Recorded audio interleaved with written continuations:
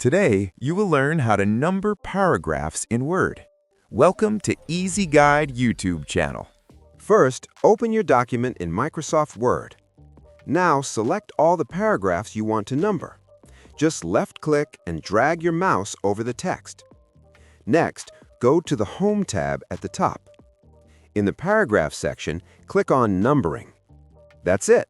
Your paragraphs are now numbered automatically. If you want a different number style, click the small arrow next to the numbering button and choose the style you like. Now your paragraphs are numbered, but maybe the spacing doesn't look perfect.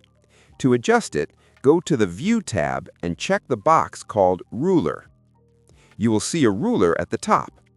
If you want to move only the numbers, drag the top triangle on the ruler left or right.